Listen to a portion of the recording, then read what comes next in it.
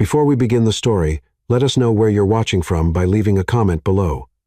If you enjoy this video, don't forget to like and subscribe. Have a wonderful day.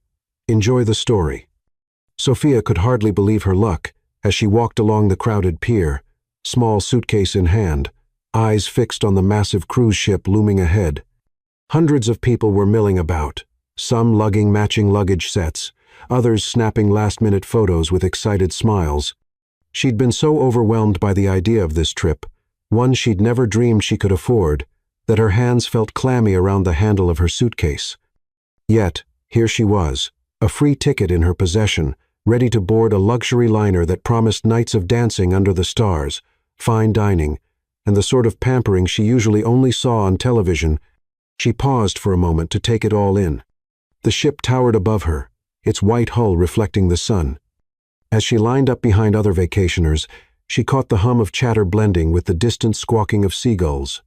Her heart fluttered with a mix of anxiety and sheer exhilaration. She reminded herself that she deserved a little happiness. Life had been tough lately. Tight finances, endless job hunts, overdue rent. Winning that ticket felt like a gift from the universe, a sign that maybe her fortunes were about to change. Stepping on board, she was greeted by enthusiastic crew members offering brightly colored drinks with tiny umbrellas. Her face lit up with cautious joy as she accepted one, the sweet scent of tropical fruit wafting up. She thanked the young attendant, who gave her a gracious bow, then proceeded to direct her to the reception area. From there, she headed to her cabin at the end of a long corridor. Upon entering, she noted its simplicity: a single bed, a porthole displaying the endless glitter of ocean waves, and barely enough room to wheel in her suitcase. Still, it felt fresh and tidy. She couldn't help comparing its size to the spacious suites she'd passed on her way, but she quickly brushed aside any twinge of envy. This was already more than she ever imagined. After unpacking, she made her way to one of the open decks, where she leaned on the railing and watched the late afternoon sky melting into a palette of oranges and pinks. A cool breeze played with her hair, and for the first time in what felt like ages, she let herself breathe deeply. Maybe tonight, she thought, she'd explore the ship. Maybe she'd visit one of those fancy cocktail bars she'd read about in the brochure. Who knew? This might be a chance to step out of her comfort zone and leave her worries behind. Nightfall arrived with a burst of energy. The cruise's first official party had a Caribbean theme, complete with steel drums, upbeat DJs, and flamboyant decorations. Sophia, wearing a simple sundress she'd managed to borrow from a friend, entered the lively scene, feeling a bit uncertain. She had no dance partner, no group of friends to keep her company, and her self-consciousness crept up the moment she saw elegant guests twirling on the dance floor. Yet, the music beckoned. She let the rhythmic pulse guide her until she found herself swaying gently, eyes closed, letting the moment wash over her. Amid the swirl of music and vibrant lights, a gentle voice spoke behind her. "May I join you?" She turned to see a strikingly handsome man, his eyes bright with curiosity and a faint smile playing on his lips. He introduced himself as Liam, offering a polite hand to lead her into the heart of the dance floor. Sophia felt a mix of gratitude and shy excitement, unable to ignore the instant spark of attraction. His steps were confident but unforced. He didn't show off or try to overwhelm her. Instead, he matched her pace, guiding her gently, making sure she was comfortable. When she glanced up, she caught him studying her face, as if trying to memorize her features. Their conversation flowed as easily as the dance steps. Liam asked how she ended up on the cruise, and Sophia confessed, with a bashful grin, that she'd won the ticket. He seemed genuinely fascinated by her story, telling her she was lucky in a soft tone that almost sounded envious. She noticed, however, that whenever she tried to ask about his background, he replied in vague terms. "I travel a lot for work, or I needed a break from responsibilities." Still, he seemed kind, and she found herself wanting to know more about him. After the set ended, they decided the music was a bit too loud for deeper conversation and slipped away to a quieter deck. The moon hung like a giant pearl over the water, reflecting in the ripples. Sophia rested her arms on the railing, while Liam stood beside her, his shoulder almost touching hers. They joked about the whirlwind of dancing, swapped favorite music genres, and laughed over funny cruise moments they'd witnessed that evening. like a guest who enthusiastically tried to limbo but got stuck halfway.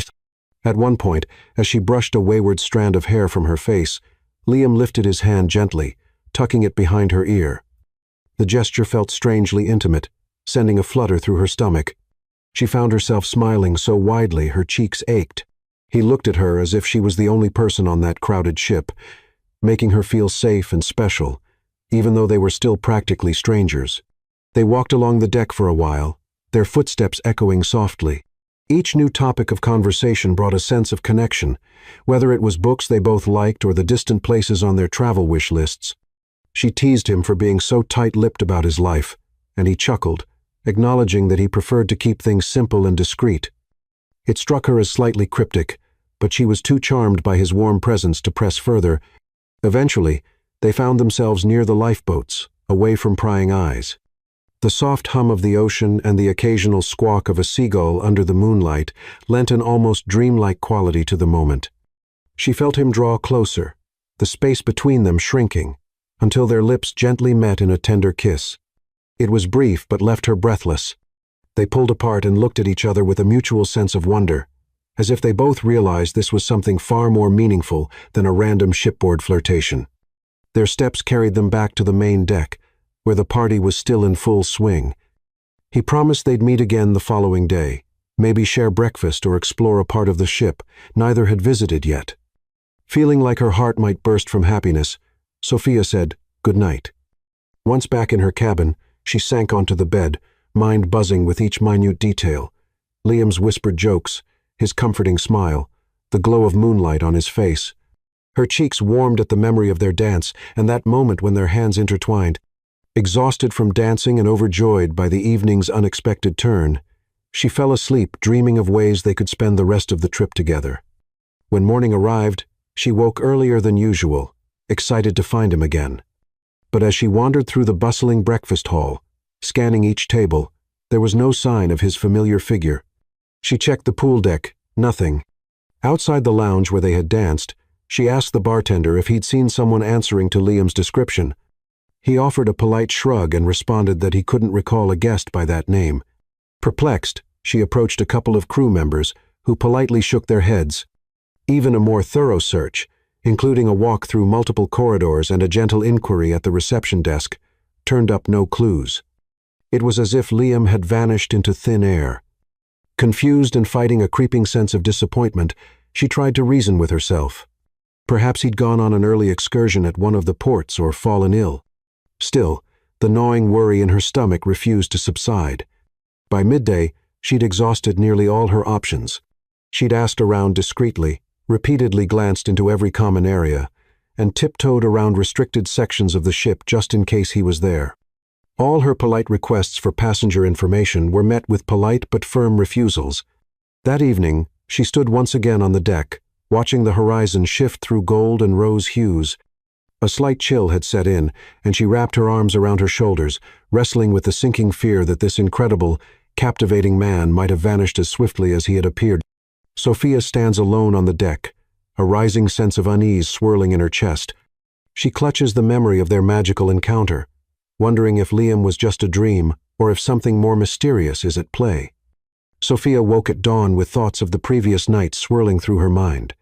She couldn't stop replaying every detail of her encounter with Liam, the spark in his eyes, the gentleness in his voice, the way he'd guided her with quiet confidence on the dance floor. The sunrise tinted her cabin porthole in shades of soft pink, inspiring her to head outside, where the crisp morning air and open sea might settle her restless heart. Standing on the deck, she steadied herself against the railing, convinced that she had to find Liam before the cruise ended. It was only the second full day at sea, and yet she felt the clock already ticking. She hurried to the breakfast buffet, hoping the hostess might know something.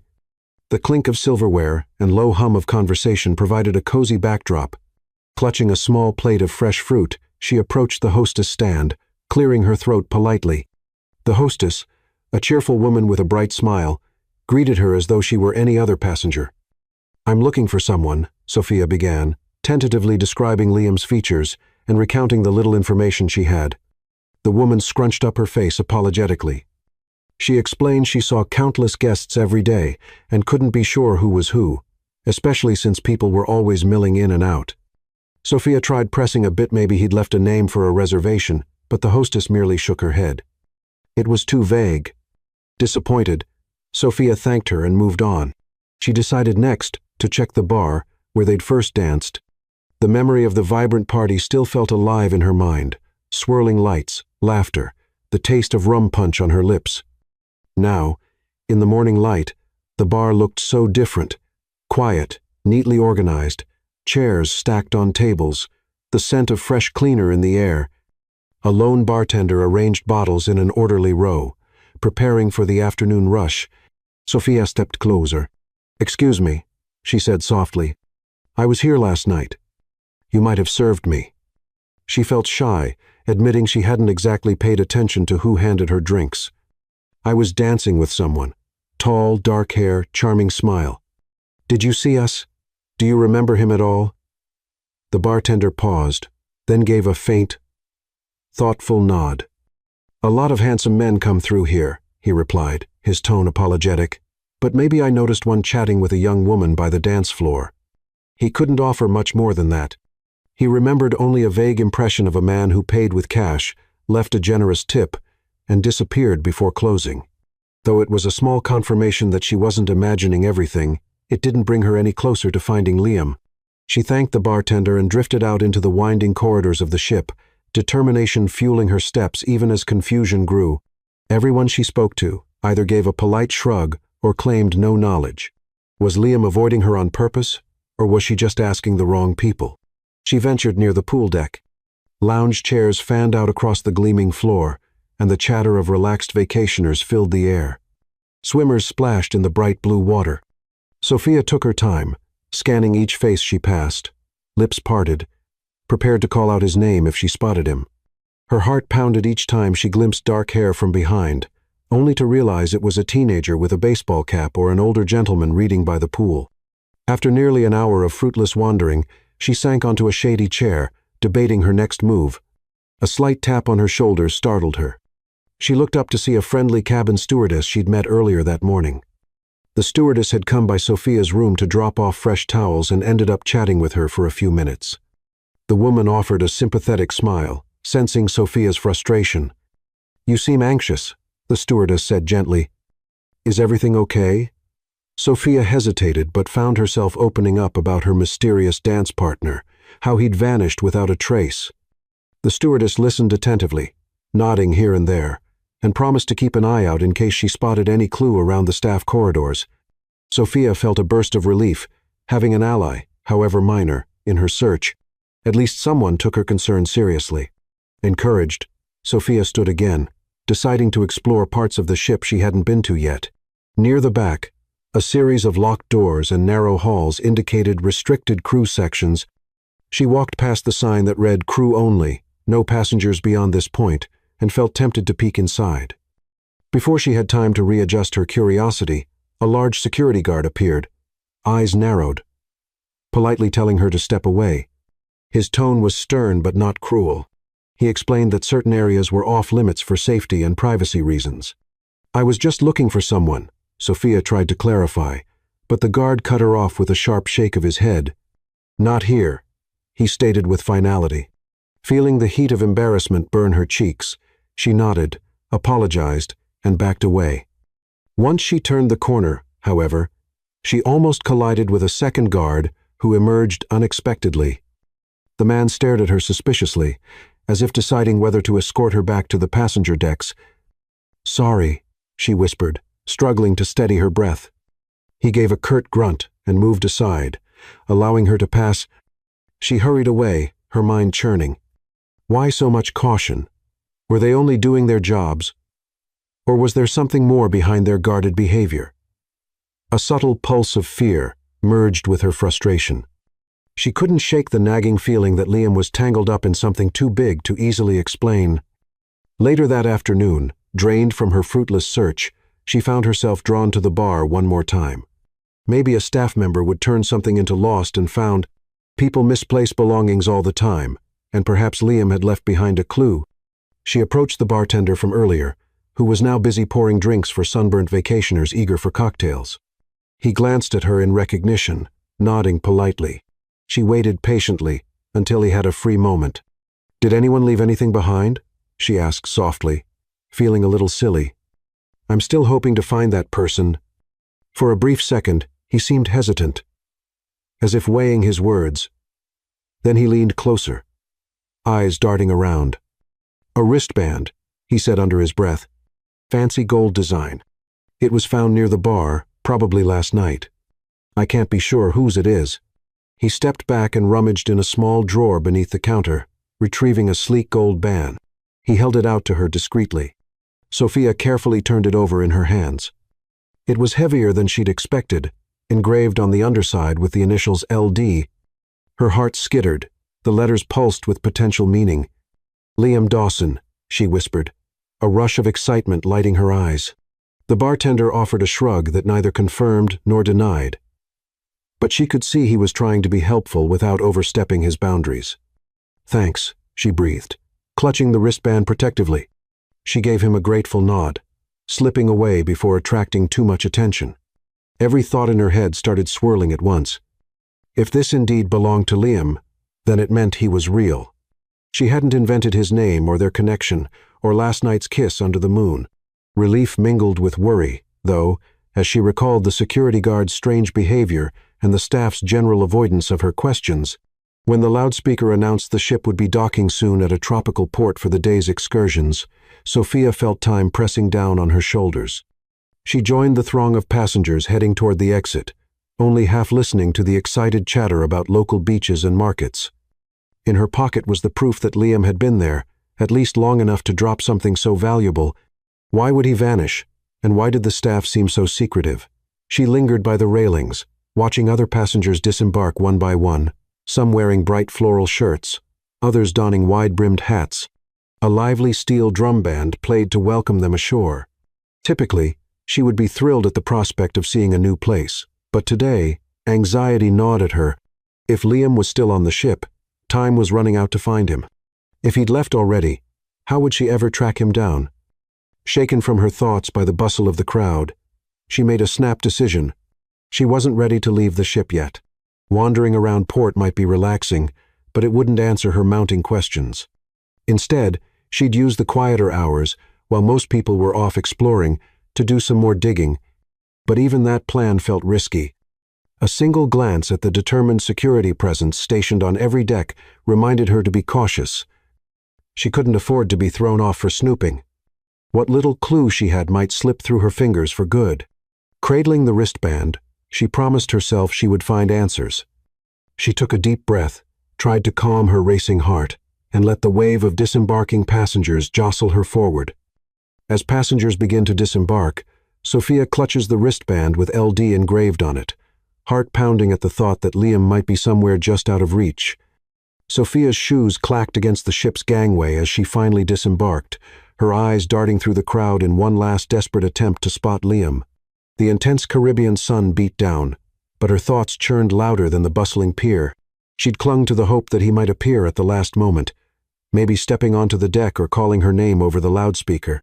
Yet, the well-dressed man who'd swept her off her feet had vanished as cleanly as he'd arrived. A prickle of disappointment ran along her spine. Everything about their encounter, the dancing, the late-night conversation, that enchanted kishad, felt too real to be a dream. But if it wasn't a dream, why couldn't she find any trace of him? A taxi waited outside the cruise terminal, engine idling. Sophia climbed into the back seat, cradling her small suitcase as the driver asked for her destination. She blinked at the question, momentarily forgetting she had to return to her humble reality. The driver repeated himself, and she gave the name of her modest apartment complex. With a lurch, the cab pulled away, weaving into the city's midday traffic.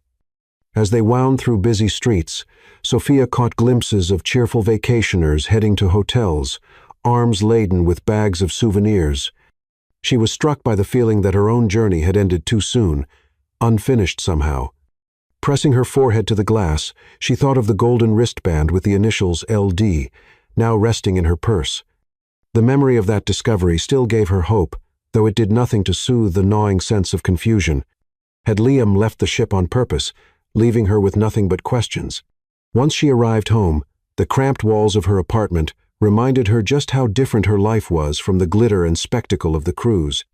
After paying the driver, she dragged herself up the stairs and stepped into the space where a half-finished to-do list on the fridge and unopened mail on the counter served as reminders of normal life. She set her suitcase down, inhaling the familiar scent of her own cooking and faint cleaning supplies. It felt oddly comforting, if a bit lonely. That first night back, she tried to distract herself by putting away laundry and playing music, but her thoughts kept drifting back to Liam, his warm smile, the way he'd listened intently to her stories, and the magnetic pull she'd felt in his presence. She tried calling the cruise company on a whim, hoping to track him through a passenger list. After navigating countless automated messages, she finally reached a polite but indifferent agent who insisted they couldn't share personal information. Disheartened, Sophia went to bed, clutching the gold wristband. She told herself that perhaps the next day she'd wake up feeling calmer, more able to let go. But morning brought an unexpected turn. Sophia woke nauseous, the bitter taste of bile forcing her into the tiny bathroom. She knelt on the cool tiles, shuddering as she tried to calm her breathing. She chalked it up to lingering stress from the trip or maybe something she ate the previous night. Yet, the sickness continued the following day, then the next, leaving her weak and baffled. After almost a week of constant fatigue and a swirl of dizziness every time she stood too quickly, she decided it was time to see a doctor. She made an appointment at the local clinic, a small building with scuffed floors and posters, reminding patients to wash their hands. The waiting room was crowded with coughing children and tired parents. But eventually, Sophia found herself sitting on the exam table, the protective paper crinkling beneath her. A friendly physician asked about her symptoms, did a quick series of tests, then asked if there was any chance she might be pregnant. The question stunned her more than she expected. She stammered that it was possible but not really planned. The doctor nodded compassionately and left the room to run a test, returning after what felt like an eternity. "Sophia," she began softly, "you are pregnant." The words reverberated in the small room. The doctor added something else, likely reassurance. But Sophia's mind was already whirling. She was pregnant. Images of Liam's face flickered in her thoughts. Suddenly, she was bombarded with confusion, fear, and an odd, warm flicker of hope. As she gathered her bag and stepped outside, her knees felt shaky. Her world had just flipped, and she had no idea what her next step should be. Within a few days, after more detailed tests, the news became even more astonishing. She was carrying not one baby, but 3 triplets. The revelation made her hands tremble as she clutched the ultrasound images, staring at the 3 tiny figures. The doctor gave her a solemn pep talk about the challenges of high-risk pregnancies, stressing the importance of proper rest, nutrition, and routine checkups. Sophia felt an immense pressure settle on her shoulders. How could she, living paycheck to paycheck, possibly handle 3 babies on her own? That evening, she sat on the edge of her bed, phone in hand, unable to stop scrolling through her call history, half expecting a miracle text from Liam. Of course, there was nothing. She realized she barely knew anything about him, just his first name, a hint that he traveled a lot, and the initials on the wristband. Could LD be someone else entirely? That small possibility gnawed at her, but her gut insisted that it stood for Liam Dawson. It had to. She tried emailing the cruise company again, more persistently this time, attaching scans of her ticket and referencing the date of the party, hoping to jog someone's memory. The automated responses confirmed her worst fears. She'd likely never get through to a real person who cared enough to help. Days passed without any reply. Sophia was left pacing the apartment, occasionally interrupted by bouts of morning sickness and a swirl of hormones that left her either weeping or strangely euphoric. The realization that she was going to be a mother of 3 pulled her between excitement and panic. Her friend, a kind neighbor with an outspoken nature, popped by one afternoon. She found Sophia slumped on the couch, tears threatening to spill down her cheeks. Between ragged breaths, Sophia confessed the pregnancy, the chance ticket, the elusive man on the cruise, and her fear that she couldn't handle all this alone. The neighbor listened attentively, then drew Sophia into a warm hug. "Hey, we'll figure this out," she said gently, brushing away Sophia's tears. "You're strong, and if there's a father in the picture, we'll find him." She offered to call in favors from acquaintances or even contact a friend who was a lawyer, just in case. The gesture lifted a bit of the weight pressing on Sophia's chest. But she knew this problem required more than just friendly advice. She started researching on her own, typing L. Dawson shipping mogul and cruise lines, L. Dawson into search bars late at night, eyes burning from the glow of the laptop screen. After countless dead ends and irrelevant news stories, she finally came upon a snippet. Liam Dawson acquires luxury liner for expanding fleet. The article was short, mentioning a wealthy young magnate who controlled a lucrative cruise empire.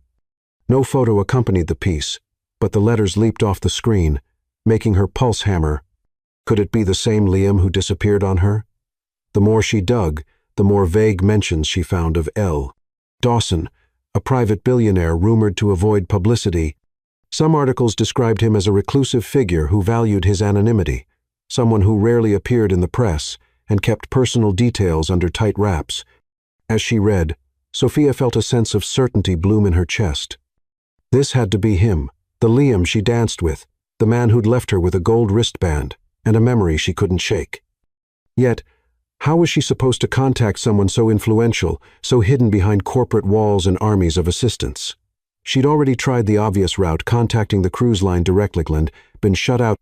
Her friend's words echoed in her mind. If there's a father in the picture, we'll find him. For the first time in days, Sophia felt her resolve harden. She didn't have the luxury of giving up.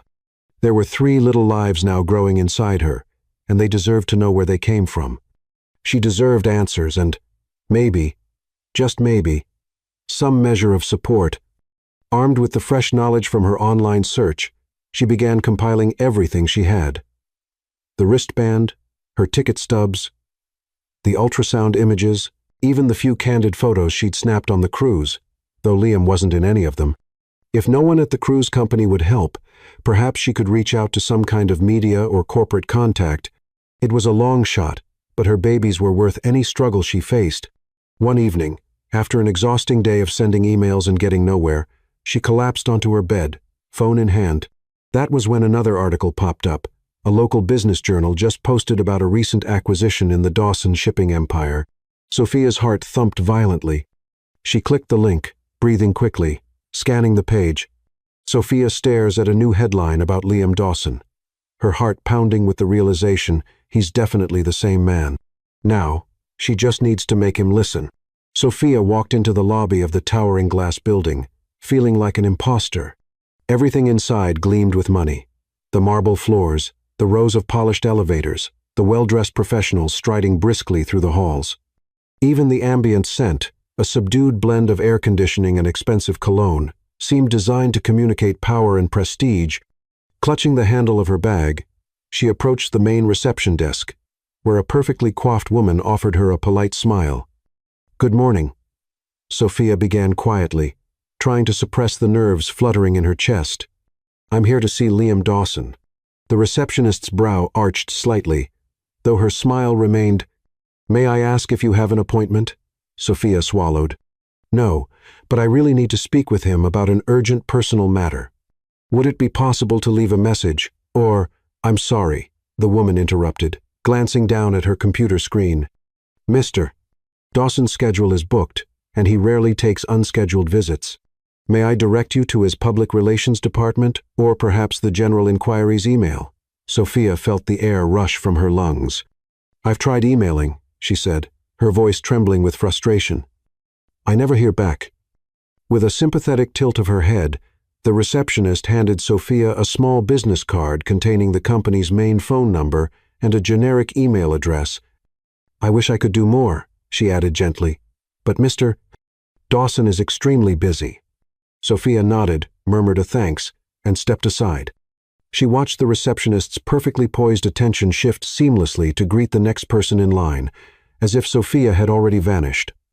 Feeling a prick of desperation, she lingered near a column, considering her options. She'd traveled all the way to the city for this, braving the busy trains and bracing herself for possible rejection. It was difficult not to lose heart. After a few minutes, she decided to try a different approach. She slipped into a small cafe on the ground floor of the building, ordered a tea she barely tasted, and kept her gaze on the lobby. Maybe, if she just waited, she might catch Liam on his way in or out. However, as the hours dragged by and she finished her drink, there was no sign of him, nor any clue he'd even been on the premises. All she could see were formally dressed executives hustling by, none resembling the man she'd met on the cruise. Eventually, a security guard approached with a polite but firm request that she not loiter unless she planned to make a purchase. Defeated, she gathered her courage for one more attempt, speaking to a man who appeared to be an assistant or lower-level employee. When she asked whether Mr. Dawson might have left for lunch, he gave her a puzzled look, then suggested she contact the usual channels before hustling off. It confirmed her worst fear. Liam's company was a fortress, and no one wanted to open the gates. Back at her apartment that evening, Sophia numbly checked her email. Multiple messages to the shipping conglomerate's various addresses sat unanswered. Her phone calls either led nowhere or ended with polite brush-offs. The only things greeting her these days were silent rings, endless automated menus, and the monotone voice of receptionists. She sank onto her couch, frustration mingling with her escalating pregnancy symptoms. Her belly wasn't yet prominent, but the constant morning sickness and fatigue were unmissable. She rubbed her temples, trying to ward off the throbbing headache that came from hours of fruitless searching. Then, as she scrolled through local business news on her phone, a headline made her heart lurch: Charity Gala to spotlight Dawson Shipping's new projects. There, in the fine print, was mention of Liam Dawson's rumored attendance. The next morning found Sophia rummaging through a second-hand store in the hopes of finding a gown that wouldn't break her already strained bank account. She settled on a simple black dress that flattered her figure, though it was a touch more formal than she was used to. She tugged self-consciously at the sleeves, telling herself that if this event was her only chance to speak with Liam, she couldn't afford to look like an outsider. She had no invitation, no fancy credentials, but she had determination. That evening, the gala venue buzzed with well-dressed guests stepping out of sleek cars. Giant floodlights illuminated the building's ornate entrance, where a gleaming banner read Charity Night hosted by Dawson Shipping. Sophia stood on the sidewalk, heart pounding, trying to steady her breath. From here, she could see a red carpet rolled out along the steps. Photographers shouted instructions to celebrities and socialites, their cameras flashing like fireworks. She found a discreet side entrance where less notable attendees and staff slipped in. Gathering her courage, she blended into the group, murmuring a polite greeting to a distracted employee. Inside, the grand lobby shimmered with marble accents, and a champagne fountain took center stage. Gentle instrumental music played from a small stage, lending an air of refined celebration to the crowd. Sophia's eyes darted around, searching for Liam's familiar silhouette. Fear and anticipation tangled in her stomach with each step across the gleaming floor. She felt the eyes of elegantly dressed strangers skimming over her. She tried not to shrink under their scrutiny. This was for her children, she reminded herself. She had to push forward. She drifted deeper into the hall, weaving between high-top tables and clusters of chatting guests. Crystal chandeliers cast a warm glow over everyone's coiffed hair and expensive suits. Occasionally, a server glided by, offering champagne or hors d'oeuvre. Sophia declined politely, her stomach too nervous for more than a sip of water. She noticed the hush that spread whenever someone important entered the room. At last, near a dais ringed by well-dressed individuals, she caught sight of Liam. He wore a sharp black suit, standing tall as he shook hands with a group of older executives. Instantly, the memory of his smile on the cruise flooded her thoughts. Seeing him in this polished environment felt surreal, like she'd glimpsed a totally different side of him. Yet, something in his face still resonated with the person she'd spent that magical night dancing with. Steeling herself, Sophia wove through the throng, carefully avoiding eye contact with any vigilant staff who might question her presence. Her heart hammered so loudly she thought others might hear it. She inched closer, close enough to catch fragments of conversation, mentions of business expansions, philanthropic ventures, multi-million-dollar deals. This was the big leagues, and yet she reminded herself he was still Liam, the father of her unborn children. She had a right to speak with him. She timed her approach for a moment when he had just finished greeting one executive and looked free for a second or two. Slipping in behind him, she gently touched his arm. He turned with casual politeness, expecting to see another socialite or dignitary. His eyes met hers, and recognition flared across his face. His composure faltered, and for a fleeting moment, he seemed genuinely surprised, maybe even glad to see her. "Sophia," he breathed, hardly above a whisper. He looked around, as though worried someone might overhear. She opened her mouth to speak, to tell him everything she'd kept bottled up. But before she could utter a word, a tuxedo-clad security guard appeared at her side. "Miss, I'm going to have to ask you to step away," he said, voice stern but polite. The conversation around them began to hush as other guests sensed the confrontation. Another guard joined, moving in on Sophia's other side. Panic surged within her, but she pressed forward, desperate to get even a few words out. "Liam," she said quickly, her voice shaking, "we need to talk. Please, I've tried everything to reach you. It's about the cruise." She never got to finish. The guards moved in, one taking hold of her arm, guiding her firmly toward the exit. She could hear scattered whispers and see the disapproving frowns of onlookers who assumed she was an uninvited intruder seeking trouble. Her pulse roared in her ears. She twisted her head back, hoping Liam might intervene, but a wall of well-dressed individuals parted in front of him, pushing him out of reach. Behind her, one of the guards muttered instructions into a radio, while another began escorting her swiftly across the marble floor. Her feet stumbled on the hem of her gown. She caught one last glimpse of Liam stepping forward, a conflicted expression on his face. Was that concern she saw in his eyes, or something else? She gasped out his name again, but the crowd had thickened, and soon she was swallowed up by moving bodies and the unstoppable force of security. A sense of helplessness overwhelmed her. She called out to him, trying to be heard above the chatter, but the guards had her pinned in a hustle to the doors. "Only 1 second more," she begged silently. "Just let me tell him about the babies." No such chance came. Cool night air hit her like a slap as they forced her outside. Cameras continued to flash near the red carpet area, but no one was paying attention to the woman being marched off to the side entrance. Sophia's mind whirled. In the midst of everything, just for that brief instant, she'd caught Liam's gaze. There was shock, maybe recognition, or even a flicker of regret. But whatever it was, it vanished behind the ranks of executives and security personnel.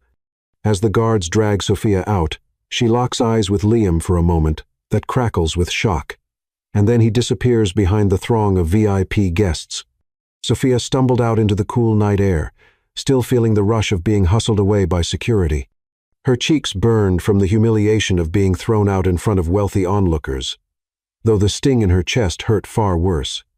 The red carpet scene was winding down, and a few lingering photographers were busy packing up their equipment. She paused a safe distance from the entrance, ignoring the questioning gazes of those who lingered near the doors. In the distance, expensive cars glided away with distinguished guests, none of them paying attention to her. Her breath came in ragged gasps, heart pounding from both the adrenaline of the altercation and the disappointment gnawing at her insides. Liam had recognized her, of that she was sure, but in a flash, she'd been pulled back, surrounded by guards, and lost him in the crowd. She wondered if he'd even had a chance to process who she was before she vanished from his sight. After a few minutes, she noticed a young man emerging from behind one of the marble pillars near the gala's side exit. He looked as though he'd followed her outside, a lanyard with a corporate ID badge dangling from his neck. His expression was conflicted, a mixture of concern and weariness. "Miss, are you all right?" he asked gently, casting a quick glance over his shoulder to make sure no one else was watching. Sophia tried to steady her breathing. "I'm okay," she managed, though her voice wavered. "Who are you?" "I work for Mr. Dawson's company," he said, glancing at the ID badge as if to confirm it. "I'm just an assistant. I saw security escort you out." A surge of hope swelled in her chest. "Then please, could you help me? I've been trying to reach Mr. Dawson for weeks. He vanished after our—" She hesitated, realizing how crazy it might sound. "We met on a cruise. It's personal, very personal." The young man cast a furtive look back at the gala doors, where a couple of security guards still lingered, scanning the perimeter. "He's a private person," he said in a low voice. "A lot of people try to, they try to reach him for their own agendas. I understand." Sophia clasped her hands together, trying to appear sincere rather than desperate. But I'm not here for money or to blackmail him. I need him to know something important. His brow furrowed. I've heard rumors, he said, dropping his gaze. People claim all sorts of things about him for a quick payoff. You should know the company deals with cases of alleged paternity scams. Her pulse quickened. I'm not a scammer, she insisted. Here, look. She retrieved the small leather pouch in her purse, pulling out the golden wristband emblazoned with LD in careful script. He gave this to me, she whispered, though the memory of exactly how it had come into her possession was fuzzy. Either it had slipped off that night, or he'd left it behind at the bar. I didn't even realize who he was at first, but I do now, and it's too important for me to give up. The assistant's skeptical eyes fell on the wristband. Sophia noticed his expression shift, the slightest hint of empathy in his features. I can't promise anything, he replied quietly. Usually, these matters go through legal channels, but you're welcome to submit your story. That's all I've been doing, she interrupted in a trembling voice. Emails, phone calls. I came here personally and was thrown out. Please. She hesitated, uncertain how much to reveal to a stranger. But what choice did she have? I'm pregnant, she said softly, with triplets. It happened during the cruise. I just deserves to know. The young man's face froze at the weight of her confession. Two can't. He shifted uncomfortably. He's a very busy man, and this sort of thing, you have no idea the caution we have to take. But listen. He lowered his voice further. I'll pass a message on to someone. Don't get your hopes up, but I promise I won't ignore it. He fished a business card out of his pocket, scribbled something on the back, and handed it to Sophia. Call this number if you don't hear back soon. Before she could thank him, he glanced again at the guards, who were now eyeing them suspiciously, and darted back inside. Sophia crumpled the card in her trembling hand. She wasn't sure if she felt relief, gratitude, or just more of the same anxious tension. She doubted the legal department approach, but at least it was more than a curt dismissal. She exhaled, then scanned the driveway for any sign of Liam. Drivers in black suits leaned against gleaming cars, ready to whisk important guests away. The crowd was thinner now, but her gaze snagged on a door that suddenly opened on the side of the building. Liam stepped out, flanked by two bodyguards. Her heart kicked into overdrive. She watched him glance around, clearly searching for something or someone. Without stopping to question, Sophia moved closer, weaving between parked vehicles. Liam, she called, keeping her voice just loud enough to get his attention, but not enough to draw immediate security aggression. He turned sharply, recognition flashing in his eyes. For a moment, he looked stricken, like he wasn't sure if he should approach or run. Sophia clenched the wristband in her hand and lifted it slightly. It's me, she said softly, stepping forward. The woman you met on the cruise. He swallowed, tension rolling off him. I remember, his tone carried both acknowledgement and caution. The bodyguard stepped in closer, but Liam raised a hand, silently telling them to wait. I tried everything to reach you, she continued, heart thudding in her chest. I wrote emails, I called, and no one would help me. Confusion flickered across his face. Two didn't know, he said, voice subdued. My team, they filter everything. She shifted the golden wristband, letting the moonlight catch its polished surface. Does this look familiar? She asked, her voice catching. He stared at it. Where did you get that? It was left behind at the bar on the ship, the night we danced, she said, her emotions teetering between relief and dread. You disappeared after that. I didn't even know who you really were until I got home and started piecing things together. His posture grew rigid, as though old memories clashed with his carefully managed present. That cruise was supposed to be an escape, he murmured. I thought. He shook his head, eyes darting to his bodyguards. Their guarded expressions made him hesitate. She could sense his discomfort. How complicated his life must be. Feeling the tightness in her throat, she drew a breath and forced out the words that needed to be said. Liam, I'm pregnant. The baby triplets, they're yours. She wasn't sure how to deliver that news gently. But the truth weighed on her heart.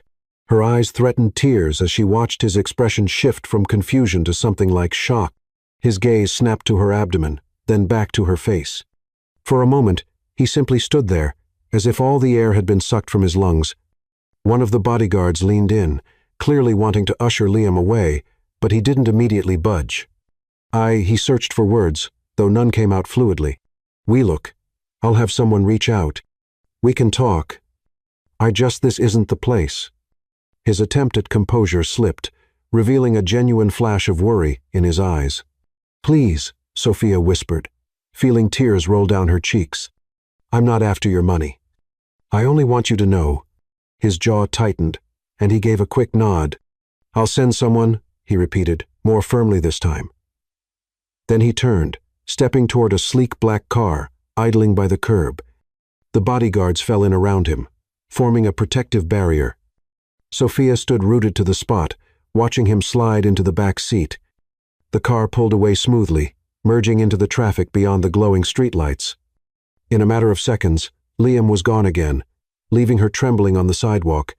She wrapped her arms around her middle, her breath still hitching from the adrenaline. A part of her dared to hope he'd said he would contact her. That was more progress than she'd made in all her attempts so far.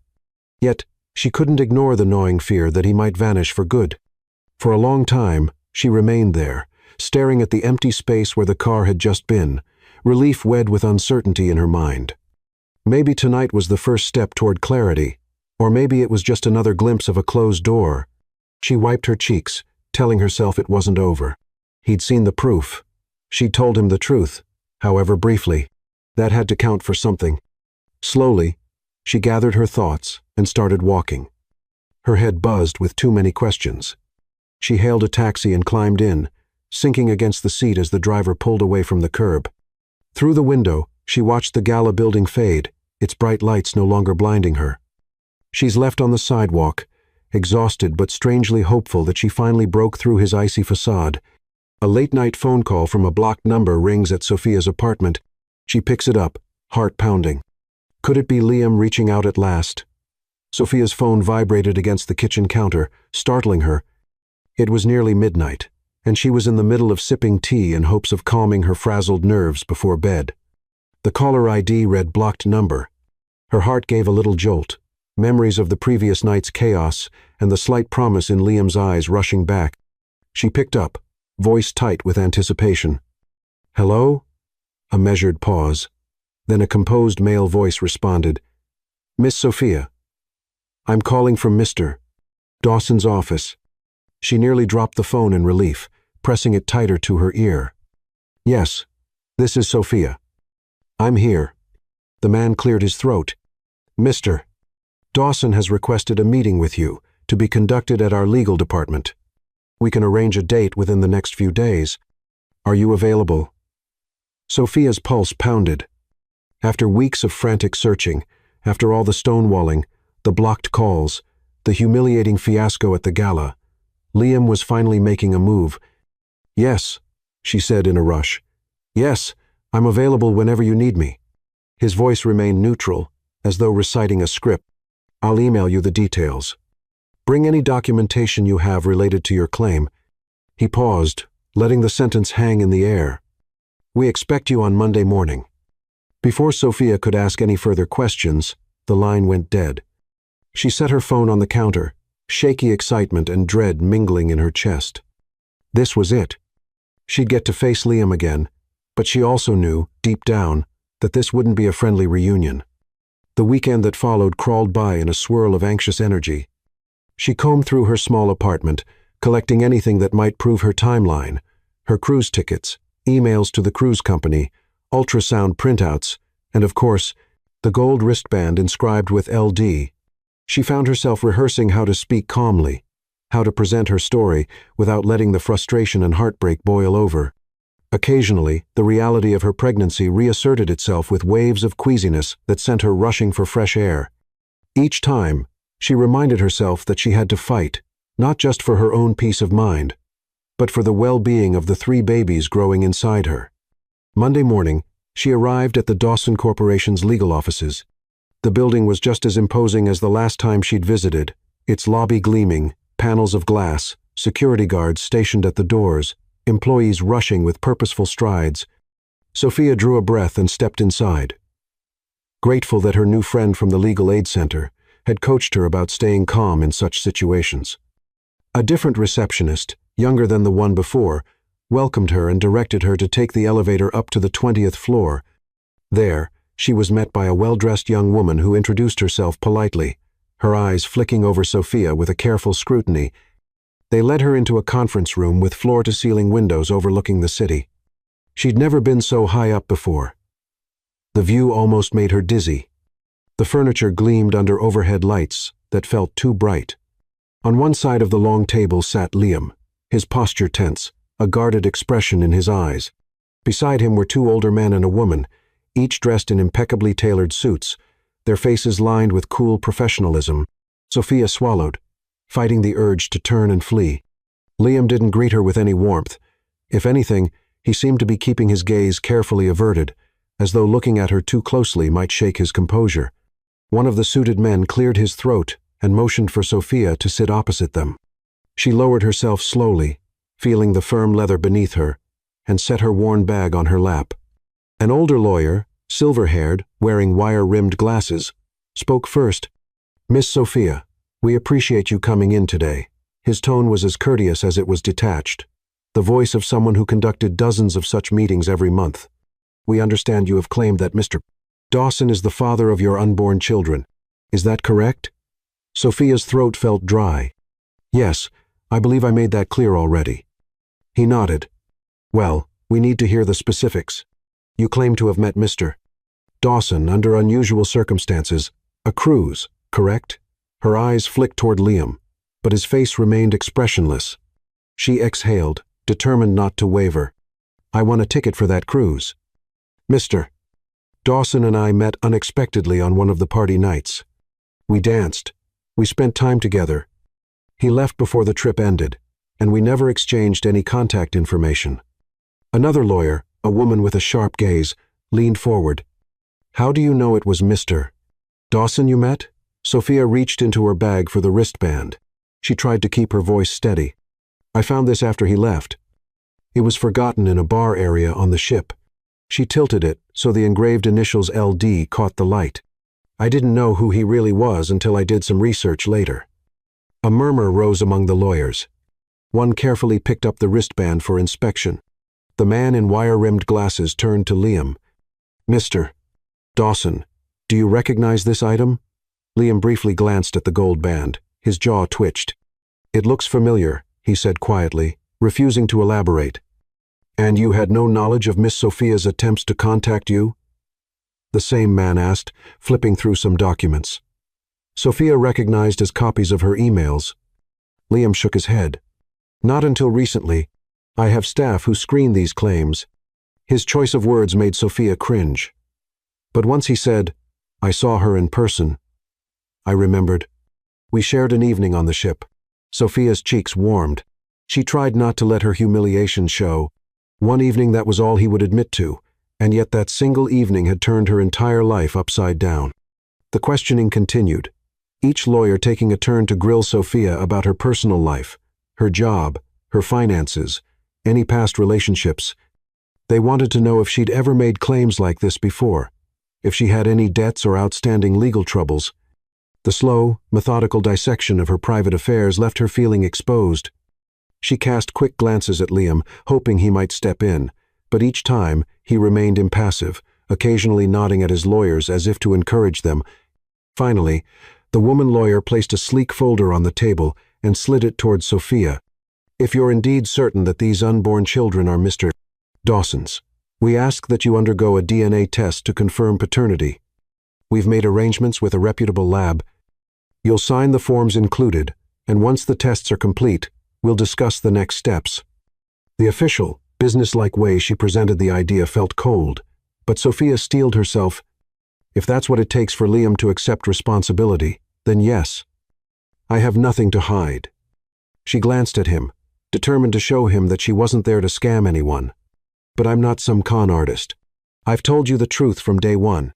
His eyes flicked to hers at that final statement, a flash of something unsettled behind them. Before she could read it further, the silver-haired lawyer waved a hand. "Please take some time to review these documents, sign where indicated, and return them." Once we have conclusive proof, we'll arrange a more comprehensive discussion." He pushed a pen across the table, and Sophia stared at it for a few seconds. Was this really happening? There she was, in a room full of suits, forced to prove her integrity before anyone would believe she wasn't lying. She inhaled deeply, refusing to crumble. Carefully, she picked up the pen and signed each line. If it would bring her closer to clarity, she had no choice. As soon as she was done, the woman stood, collecting the folder. "We'll be in touch. In the meantime, we ask you not to make any mention of these claims publicly, for Mr. Dawson's privacy and the reputation of his corporation." Sophia's anger flared, but she held her tongue, aware that any outburst now might derail the tenuous steps forward she'd made. The meeting concluded abruptly, the lawyers gathering their briefcases and laptops with the efficiency of a well-oiled machine. Sophia rose from her seat, her legs slightly shaky. Outside the conference room, she paused, looking back at Liam. He lingered by the window, hands stuffed in his pockets, eyes still guarded. She drew a breath, summoning the courage to address him directly. "Liam, I hope you realize this isn't just about the test. It's about doing the right thing." Her voice softened. "I never wanted to ambush you, but these babies," he turned, and for an instant she saw conflicting emotions flicker across his face. Then he nodded, offering a stilted reply. "We'll see what the tests say," he murmured. That was all she got before the lawyers ushered her out. She made her way down the hallway to the elevator, her thoughts churning in frustration and relief. At least something was happening now. No more dead ends, no more ignoring her emails. A step forward, even if it was a small one. In the days that followed, she followed the legal team's instructions, visiting the designated clinic and submitting blood samples for the preliminary tests. It was a surreal experience, medical forms bearing Liam's name next to hers.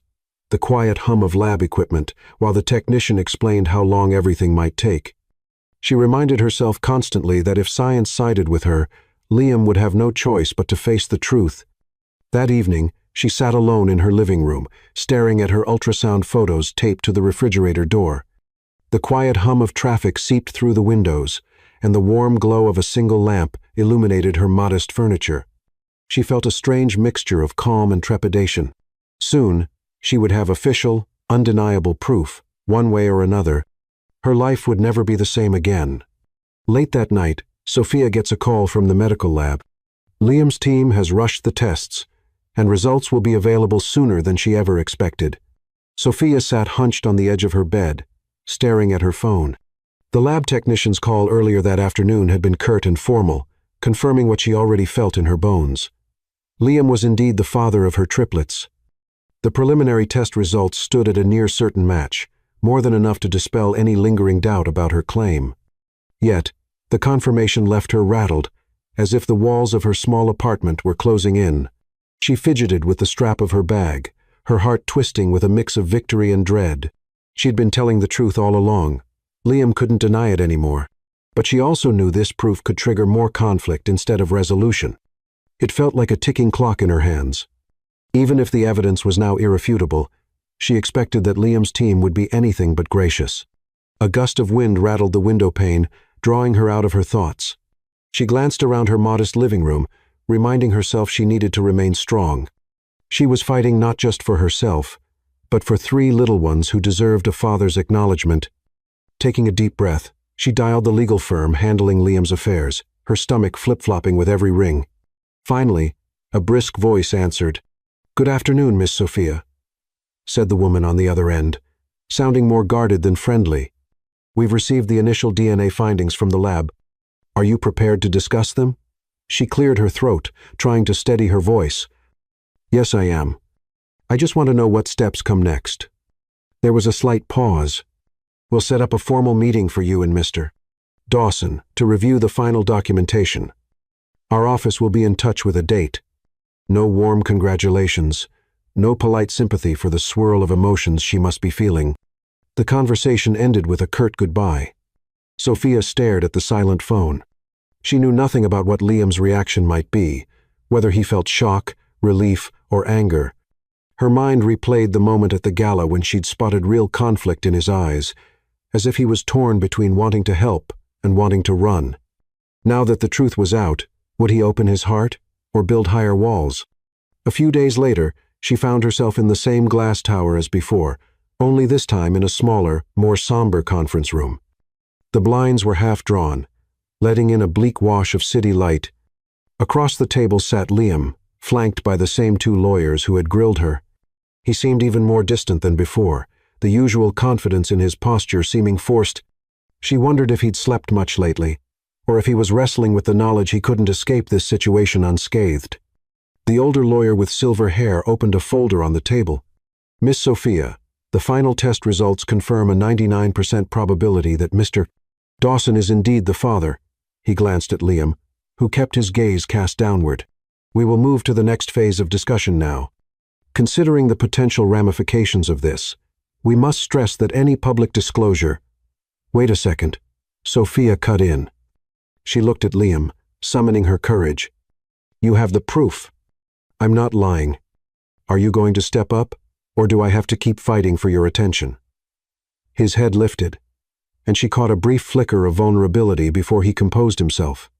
"I never said you were lying," he said quietly. "It's just a lot to process." She felt her anger and relief colliding. "You vanished after the cruise," she said, a slight tremor in her voice. "You left me with no way to reach you, and I found out I was pregnant with triplets, alone." Liam shifted in his seat, letting out a low breath. "I was called away on business," he replied, though the excuse rang hollow. "I genuinely didn't know I'd met someone who'd change my life like this." His lawyers interjected with calm authority, redirecting the conversation toward the practical terms of support and confidentiality. It was painful for Sophia to sit through phrases like monthly installments, non-disclosure agreements, and protecting brand image. They made her feel like a liability rather than the mother of 3 precious lives. She tried not to let frustration boil over, but every stiff word they spoke felt like a blow against her dignity. Midway through the meeting, something snapped in Liam's expression. He gestured for his lawyers to pause, then turned to Sophia directly. "I want further proof," he said, voice strained. "I know the science is conclusive, but I need time to think about how we handle this." "Handle this?" she echoed, her chest growing tight. "We're talking about children, Liam, not some corporate merger you can just pivot out of." He swallowed, looking at her like he wanted to protest. But instead, he nodded, a veil of frustration and uncertainty clouding his eyes. The lawyers exchanged glances, quietly continuing their conversation about next steps as though reading from a script. Sophia felt sick at how clinical it all was. Still, she kept telling herself that confirmation was progress. As long as she had the tests in hand, Liam couldn't ignore or deny her again. When they finally adjourned, one of the lawyers slid a stack of documents across the table. "Please read these thoroughly," he said. "They outline certain conditions regarding public disclosure, potential financial arrangements, and further medical monitoring. Once you sign, we can finalize an initial agreement." Her stomach churned at the thought of signing, but she also dreaded another avalanche of legal fees or court battle if she refused. She needed security for the babies, even if it meant stepping into a cage of legal constraints. She gathered the documents, nodding wordlessly. Liam lingered behind as his lawyers left the room, his posture rigid. "Sophia," he said, voice quieter now, "I never wanted to cause you this stress.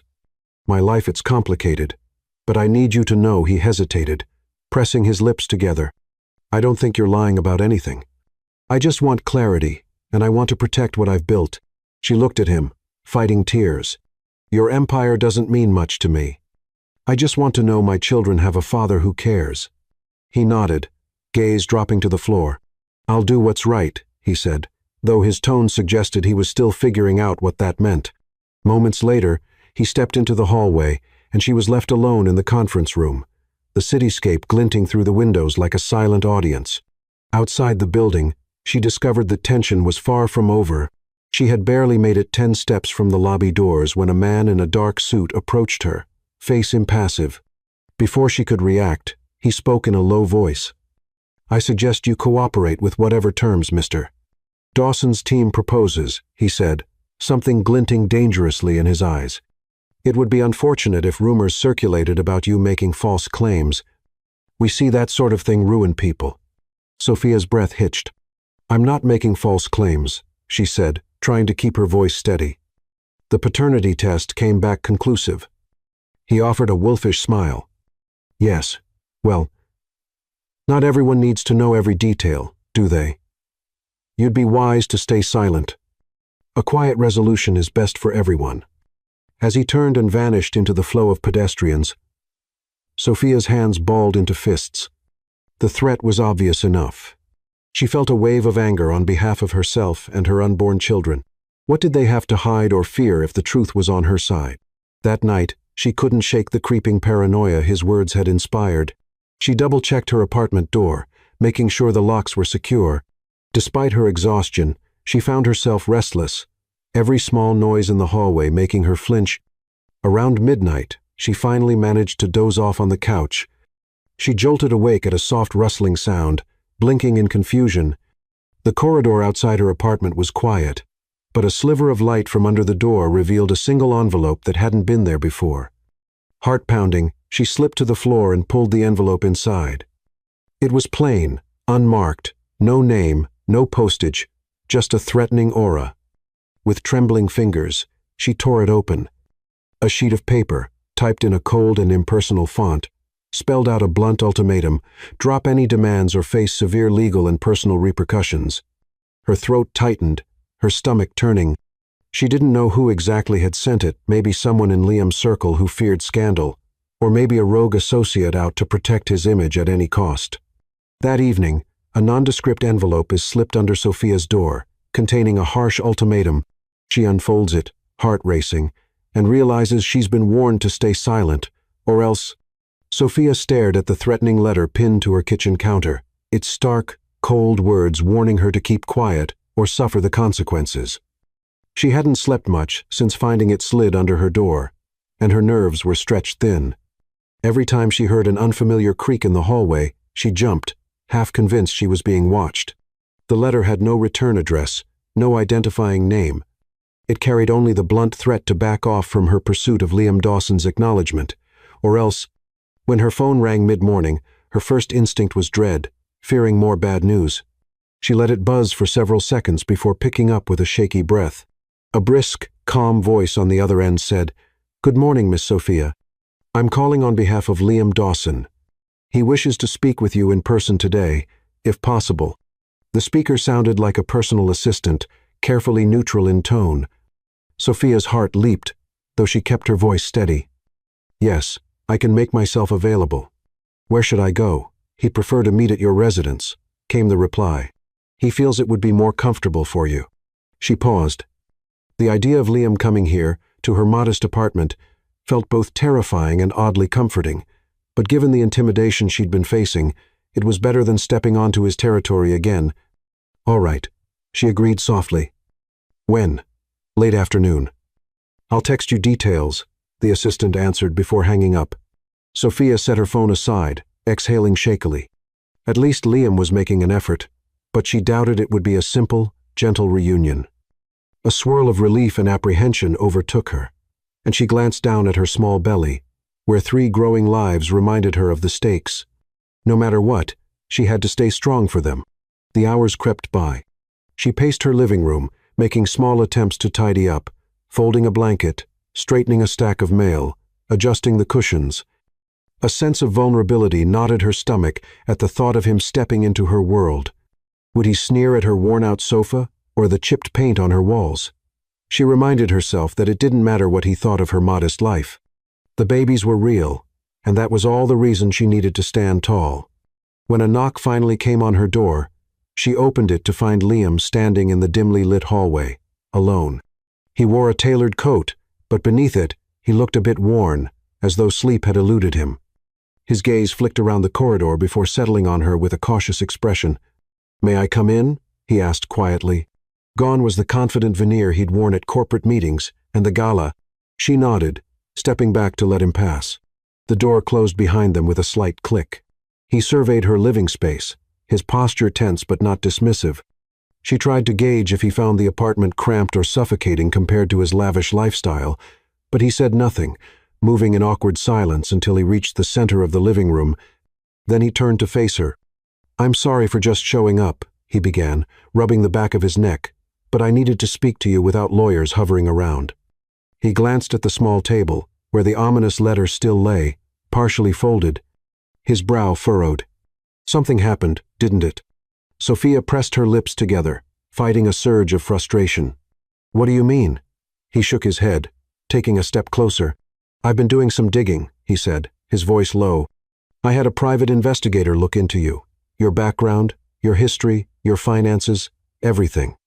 I needed to be sure you weren't setting me up." A flash of regret crossed his face. "And what I learned is that you've been honest. The stories, the timeline. Your struggles, you never lied." Sophia's eyes stung with anger, even if a small part of her felt validated. "So you believed your advisor's lies that I was some con artist," she said, crossing her arms over her chest. "I guess that's easier than trusting the person who's carrying your children." He looked away for a moment, jaw tight. "I know, I'm sorry," he exhaled, shoulders slumping.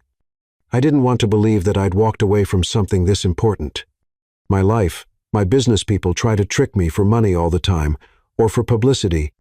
It's made me suspicious, maybe too suspicious." She studied him, noticing the genuine shame that flickered in his eyes. "And now?" she asked, refusing to yield ground too easily. "Now," he said softly, "I realize you're not that person. You never were." He caught sight of the letter on the table. "Is that what I think it is?" He reached out gently, scanning the harsh words. His lips tightened into a grim line. "Who sent this?" Sophia shrugged helplessly. "I don't know. It's not the first threat. Your lawyers want me to stay quiet, sign non-disclosure deals, and if that wasn't enough, some men in suits have been hinting that I should back off. One of them practically cornered me outside your building." Liam cursed under his breath. "My advisors have gone way too far. They think they're protecting me, my brand, my image." He set the letter down with care. "I'll handle them. No one should be threatening you." She bit back a retort that he could have prevented this if he'd acted sooner. Instead, she asked in a steely voice, "So what are you going to do about it?" He looked up at her, understanding the weight of her question. "I'm going to clean house," he answered, a decisive edge creeping into his tone. "Whoever crossed that line has to be removed. I won't tolerate it." Sophia ran a hand over her stomach, thinking of the swirling future that loomed. "I'm still pregnant with triplets, Liam. I can't handle constant threats or illegal war. I need security, and I need to know you won't vanish again." He nodded, stepping closer, as if wanting to bridge the gulf between them. "I won't. I promise." His voice softened. "I know an apology doesn't undo what you've gone through, but I plan to set it right. I already had one of my investigators double-check the people around Memi close associates. My lawyers and I discovered plenty of questionable motives." Sophia's chest tightened at the thought of how layered and complicated his world must be. "I can't step into your world if I'm always under attack," she whispered, "and I can't raise these babies alone." His gaze fell to her abdomen, where the faint curve was more noticeable now. "I understand." He took a breath, as though preparing himself for a confession. "Believe me, I wish it had never gone this way. I liked you that night on the cruise. It was the first time I'd felt genuine in a long time. Then my father's health crisis forced me to leave abruptly, and after that, everything spiraled. I wanted to reach out, but I was afraid of being deceived, so I listened to the wrong people." A flicker of sadness rippled through her. Part of her believed him. She'd sensed his sincerity that night. "I'm not some puzzle you can solve with an investigator," she replied, voice wavering. "We need to talk about the babies, about how we're going to move forward." He opened his mouth to respond, but a sudden vibration filled the air. Sophia realized it was his phone buzzing insistently in the pocket of his coat. He glanced at the screen, eyebrows snapping together in alarm. "It's one of my associates," he muttered, stepping away. "I need to take this." She stood in tense silence, watching him pace near the window. From his stony expression and clipped tone, she could tell something serious had happened. He ended the call, exhaling harshly, his face pale. "What's wrong?" she asked, bracing herself. He shoved the phone into his pocket. "One of our key investors just pulled out. claiming they found evidence of fraud in my company. It's all over the news, apparently. Some scandal tied to shipping contracts. Fear flickered in his eyes. If it's true, it could destroy everything, my entire empire. Sophia felt her pulse surge. Is this connected to your advisors, or the ones who threatened me? Liam shook his head. I don't know yet, but if the media gets hold of us fighting over paternity at the same time, they'll spin it. Feed the scandal. He swallowed. It's all unraveling. Sophia pressed a hand to her temple, barely able to comprehend the whirlwind swirling around them. Part of her wanted to lash out, to remind him that none of this would be happening if he'd been honest from the start, but the panic in his eyes held her back. A phone call interrupts their heated discussion. It's one of Liam's close associates, frantically announcing a major scandal that threatens not only Liam's empire, but also Sophia's fragile chance at normalcy. Sophia sat in the passenger seat of Liam's car, nervously tapping her foot against the floor mat as they wove through the city's crowded avenues. She could still feel the tension radiating off him since the phone call that upended what fragile peace they'd managed to build. Someone within his empire had orchestrated a scandal, one big enough to scare off investors and fling suspicion on his entire company. And with the paternity drama so close to breaking in the news, it felt like they were on the edge of a cliff, teetering. Liam's grip on the steering wheel tightened. The board is demanding an emergency meeting, he murmured. They want to question me about the accusations of fraud and confirm whether the rumors about my personal life have any truth. Sophia shot him a worried glance. Will they throw you out of your own company? He exhaled, gaze fixed on the road. If there's enough dirt to make me look incompetent or dishonest, they might. My father built this business from the ground up. I can't believe it's come to this. A line appeared between his brows, an anger that was sharper than the tension she'd seen before. But we'll figure it out. We have to. I won't let these kids be dragged into a mess I could have prevented. The corporate headquarters stood taller than any building around, its reflective glass glinting beneath a gray sky. Liam pulled into the underground lot, finding his personal spot vacant except for a few black SUVs that made Sophia's stomach knot with apprehension. Security guards recognized Liam instantly, waving them through. Inside, they stepped onto a private elevator that rose with a mechanical hum straight to an exclusive floor. They emerged into an expanse of polished tile and neutral-toned walls. The hush here felt surreal. The usual corporate bustle had turned into tense, waiting silence. A small crowd had gathered outside the boardroom, each face filled with worry or suspicion. When they caught sight of Liam, the group parted like a wave. As though anxious to see how he would address the crisis, the boardroom doors loomed ahead, frosted glass panels hiding the confrontation within. Sophia hesitated, unsure if she was allowed to be part of whatever showdown was about to happen. Sensing her unease, Liam reached back and gently brushed her arm. Please come, he said quietly. If you can handle it. She nodded, steeling her nerves. I'm not leaving you alone in there. The thick doors swung open to reveal a long table surrounded by men and women dressed in suits so impeccable they seemed ironed onto their bodies. Murmured conversations died the instant Liam strode in, Sophia just behind him. At the far end of the table sat a stern-faced man she recognized from a previous encounter, one of the advisors who'd been all too eager to dismiss her claims about the babies. Liam, that man began, tone controlled. We need answers. His eyes flicked to Sophia disapprovingly, then back. The accusations of fraudulent shipping contracts are pouring in. We've lost a major investor in the last 24 hours, and now we hear rumors of a personal scandal involving you and enough. Liam snapped, cutting him off. He tossed a stack of documents onto the table, where they fanned out for everyone to see. These are statements from our finance team, showing legitimate transactions. Whatever fraudulent paperwork is circulating didn't come from me or from any authorized official in my office. His voice carried a simmering fury. Someone on the inside is forging documents to sink our reputation, and I have reason to believe the same person spread rumors about my personal life, hoping it would blow up at the worst possible time. An uneasy murmur rippled around the table. Sophia stood by Liam's side, arms crossed defensively over the slight curve of her stomach. She could feel the skepticism aimed at her from the older, gray-haired executives who seemed to resent her presence, to the younger ones who eyed her with guarded curiosity.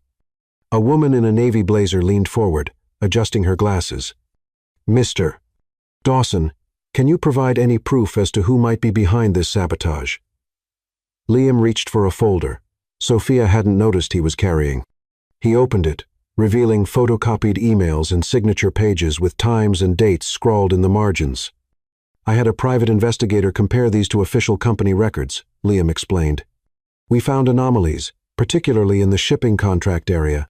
Several were signed by an executive who was supposedly out of the country when they were dated." He paused, scanning the faces at the table. "I'm not going to name names yet," he said, tension thick in his tone. "But I have suspicions." Sophia's eyes drifted to the stern-faced advisor. She caught the faintest twitch in his jaw. He shot her a glare, as though to say, "Watch yourself." She shivered. The board erupted into murmurs again. Finally, one of the oldest members rapped his knuckles on the table for silence. "We'll form a special committee to investigate these documents immediately," he declared. "Until then, Liam, you're still CEO, but you need to tread carefully. The press is circling like vultures, and any sign of weakness could destroy our stock value." Liam nodded, face grim. "I understand." He closed his folder and took a measured breath. "One more thing," he added, giving Sophia a quick sideways glance. "Regarding my personal life, I won't hide it. Miss Sophia is expecting my children. There's nothing scandalous about it, just two people figuring out their responsibilities." A flicker of surprise crossed a few faces. Others remained stone-faced. But the admission felt like a small victory to Sophia. At least he wasn't denying her now. Without further ceremony, the board ended the meeting, eager to huddle and plan damage control. Liam guided Sophia out of the room, his hand barely skimming her back. She sensed the tense stares behind them, but he seemed indifferent to the scrutiny. In the hallway, the echo of footsteps tapped around them. Suddenly, a man in a suit, too expensive for his stiff demeanor, rushed forward. "Mr. Dawson," he said, forcing a polite smile that didn't reach his eyes, "we need to finalize some talking points before you release any public statement about this situation." He cast a thinly veiled glance at Sophia. Liam's tone was clipped. "I'll handle my own talking points." He slipped an arm protectively around Sophia's shoulders, a gesture that sent the man stepping back in surprise. She stiffened at first, then let herself lean into him slightly. The tension of the day and the weeks before threatened to overwhelm her. She needed a moment of calm. He guided her to a smaller, private conference room and closed the door. They stood in silence, framed by the panoramic city skyline. She looked up at him, noticing the worry etched into his features. "Thank you," she murmured, "for admitting the truth about us and the babies in front of everyone." His expression softened, though the weight of stress remained in his eyes. "I should have done it long ago," he said, "but I was scared of being betrayed, of losing everything I'd built." He exhaled shakily. "Now I see that letting others manipulate me nearly cost me the chance to know my own children." She moved a hand over her belly. "They'll be lucky to know you, if you can keep them safe from all this." She gestured at the glass walls, the office beyond, the layers of corporate intrigue swirling around them. His jaw tightened.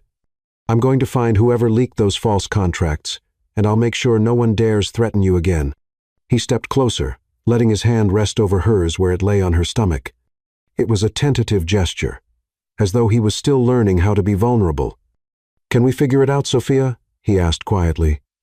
"How to be a family, even with all this craziness." She felt tears prick her eyes, a relief as much as anything else. "I want that," she whispered, the enormity of the confession making her tremble. "But trust doesn't happen overnight. You have to prove I'm not alone in this." He nodded, determination flaring in his gaze. "I will." Before either could say more, the door burst open. One of Liam's assistants stumbled in, face pale. "Sir, I'm so sorry," the assistant gasped, words tumbling in a rush. "I've been trying to reach you. We just got a call from a hospital Miss Sophia's obstetrician's office. They said there was an urgent issue with her routine checkup, something about the triplets." Alarm seized Sophia's chest. She stepped forward, voice shaking. "What happened? Are they okay?" The assistant shook their head, uncertain. "They need you both there, immediately." Liam wasted no time. He nodded, gripping Sophia's hand. Together, they bolted out of the room, the echoes of their hurried footsteps reverberating in the corridors. The scandal, the sabotage, the intrigue known of it mattered in that instant compared to ensuring the safety of the lives they'd barely begun to protect. Liam receives a call from the hospital. A routine prenatal checkup for Sophia has become urgent. There might be complications with the triplets, and they need immediate medical attention. Sophia's heart thumped wildly as she hurried alongside Liam through the crowded hospital corridor. The fluorescent lights overhead did nothing to calm her nerves. Nurses and doctors rushed by, their voices muffled by the roar of her own pulse. She clutched Liam's hand tightly, trying to control the whirlwind of panicked thoughts. What if the babies are in danger? What if something went wrong, and she hadn't realized? He guided her toward the maternity wing, where a nurse stopped them in front of a set of double doors. The nurse offered a sympathetic smile before leading them to an ultrasound room. Inside, the soft beep of machinery filled the air. Sophia recognized her obstetrician, Dr. Carter, who had been monitoring her pregnancy from the start. The doctor's expression was serious but not unkind. "Thank you for coming so quickly, Doctor," Carter said in a hushed tone. There was a concern during the routine scan. "We spotted a possible complication with one of the triplets, something that suggested restricted growth or reduced fluid. We need to take a closer look." Sophia's breath hitched. She felt Liam's reassuring grip on her shoulder, a warmth she desperately needed. Carefully, she settled onto the examination table. Heart pounding as the doctor prepared the ultrasound machine, she glanced at Liam, and despite the tension in his jaw, he offered a tiny nod that said, "I'm here." Moments later, the screen flickered to life, displaying the outlines of 3 tiny shapes. The doctor moved the probe skillfully, describing what they were seeing in calm, measured words. Heartbeat patterns, fluid levels, placentas. Sophia's chest tightened at every pause, terrified the doctor would say something catastrophic. Instead, Doctor Carter let out a soft sigh. "It seems the initial alert was a false alarm or a misreading, Doctor," Carter explained, relief evident in her voice. "All 3 babies have stable heartbeats. The fluid levels look within acceptable ranges. We'll keep an eye on them, of course. But for now, it appears there's no immediate danger." Sophia's shoulders sagged with relief, tears threatening to spill. She turned to Liam, who slowly exhaled, as if he'd been holding his breath the entire time. He placed a gentle hand on her cheek. "Thank you, Doctor," he murmured, voice thick with emotion. "We're incredibly grateful." "Dr." Carter offered a reassuring smile. "Keep up with your prenatal vitamins, reduce stress as best you can, and rest. Stress is the last thing you need right now." Sophia let out a shaky laugh. "I'll do my best," she whispered, though she knew what, in their current situation, stress was nearly impossible to avoid. Once the doctor finished, she and Liam stepped out into the hallway, each wave of relief giving way to the next question: what now? They found a quiet corner near the hospital's main lobby, a floor-to-floor ceiling window overlooking a courtyard where trees rustled softly in a light breeze. The day's earlier frenzy felt muted beneath the fluorescent hum. Sophia pressed a hand on her belly, still awash in gratitude that her babies were all right. Liam leaned against a window, leaning against the window, his eyes distant for a moment. "I thought I was going to lose everything," he admitted, voice subdued. "I thought I would lose everything, not just my company, but this chance I have with you, and the babies. That phone call." He shook his head. It brought everything into perspective. "Nothing of the corporate drama means anything next to our children's health." She nodded, stepping closer so their shoulders touched. "We still have to handle that drama," she reminded him quietly. "There are forces out there trying to sabotage USAND. We can't pretend it'll go away on its own." His gaze hardened with resolve. "No," he agreed. "I'm going to root out whoever's responsible for this. I have a pretty strong suspicion who it might be, that someone close enough to see my every move. They manipulated the shipping contracts, leaked false data to scare our investors, and used my personal life as ammunition. But now that I know the truth, I can confront them head-on." She slipped her hand into his. "I'm with you," she said, meaning every word. "I don't want to live in fear of the next threat or letter shoved under my door. We're dealing with it together."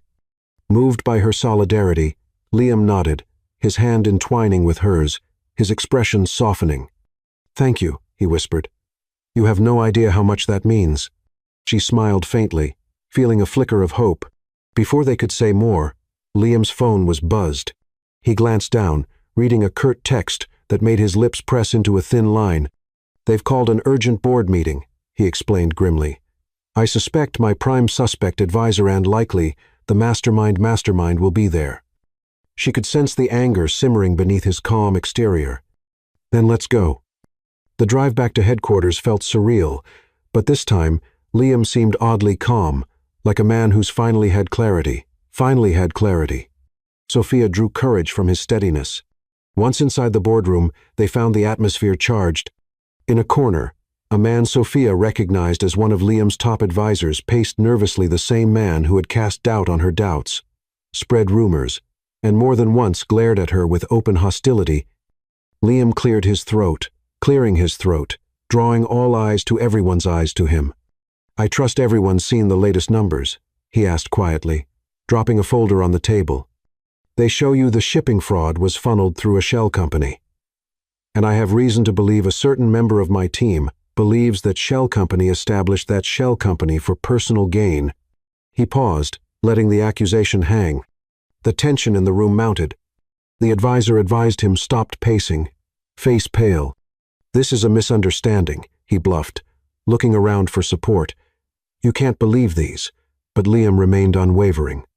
"You have forced me to question a woman, forced me to consider shutting her out of her life out because of everything you manipulated. You wanted me to see her as a scammer when you were the one who orchestrated a scam under my nose." The advisor's jaw clenched. Others in the room stared at him, realization dawning. A few board members exchanged whispered, clearly recognizing that the reality stacked too high to be a coincidence. Liam let silence stretch before nodding to security guards who stood by the door. "Escort him out," he ordered, voice even. "We're pressing charges, and I'm sure the authorities will find these documents compelling."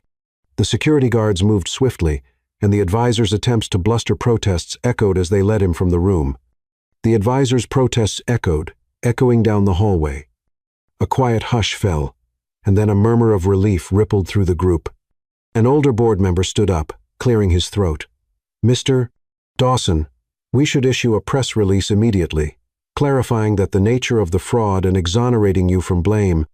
"I agree," Liam replied quietly, exhaling as though a great weight had lifted. "Thank you for your cooperation. I'll handle any media inquiries personally.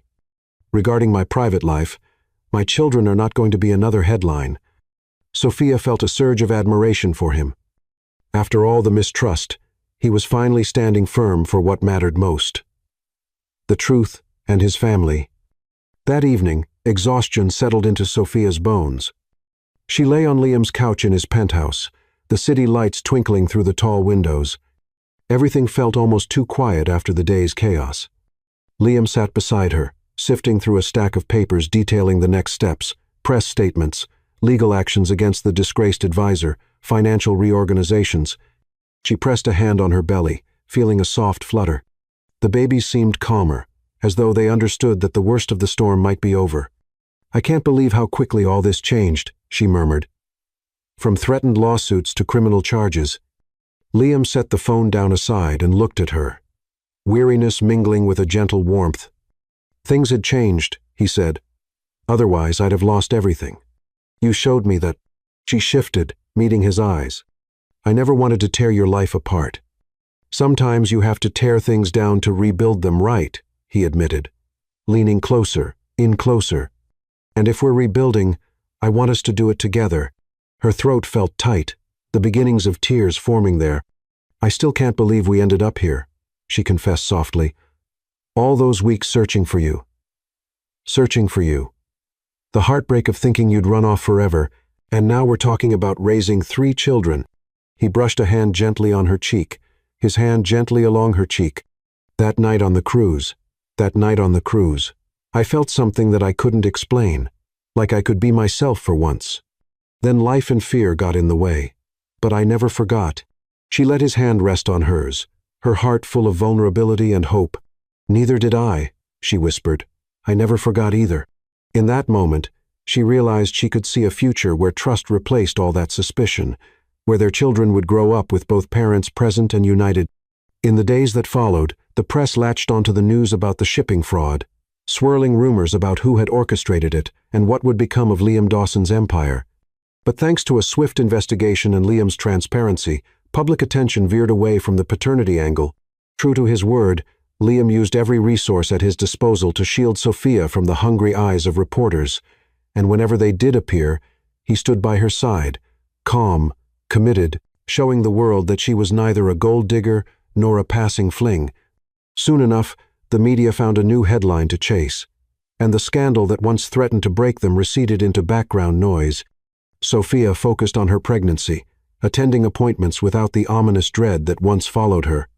Liam often accompanied her, insisting on hearing every heartbeat, every new detail the doctors shared. He convinced her to leave her small apartment and stay in a secure residence with him, at least until the triplets arrived. Despite her initial hesitance, she recognized the practicality. His place offered more space and safety than her cramped building, and her heart warmed at his eagerness to share a home. They formed new routines. Mornings began with herbal tea. Sophia's doctor recommended avoiding caffeine and ended with quiet evenings where they mulled over potential baby names. Their dynamic wasn't without hurdles, compromises over how to merge their vastly different lifestyles or arguments sparked by lingering trust issues. But every moment spent working through those challenges felt like a step toward the family neither had imagined, but both had come to cherish. One bright afternoon, as her belly had grown undeniably large, Liam surprised Sophia by suggesting a short getaway. "For a break," he said, "not too far. Just a day trip on one of my company's smaller yachts. Fresh air, calm seas." She hesitated, memories of that first cruise dancing in her mind a swirl of enchantment and heartbreak, but eventually she nodded with a soft smile. Maybe this time, a boat trip would mark a brand new start instead of an ending. Early the next morning, they stood hand in hand on the deck of a sleek, sunlit vessel, feeling the sea breeze brush over them. Waves sparkled beneath the bright sky, and a quiet peace settled around them. She leaned into him, listening to the rhythmic thrum of the engine, the echo of seagulls overhead. He placed a gentle palm over the curve of her stomach, smiling at the life stirring within. "I think about how different everything is from when we met," he said softly. "It took a lot of pain to get here, but I don't regret it." She nodded, resting her head on his shoulder. "Neither do I. We're standing here because of that crazy, magical night." He tilted his head, gazing at her with renewed warmth. "I love you," he said simply, as if he'd finally allowed himself to say it out loud. His voice cracked slightly, giving his confession a raw sincerity that filled her chest with warmth. She smiled through the tears building in her eyes. "I love you too," she whispered. The words tasted like hope and promise, the perfect anchor to the tumultuous sea of their past. A gentle sense of closure and optimism enveloped them. Months later, we glimpsed them standing on the deck of one of Liam's luxury ships, arms around each other, the babies in a stroller, sailing off into a bright future proof that even the strangest twists of fate can lead to a lasting, cherished bond.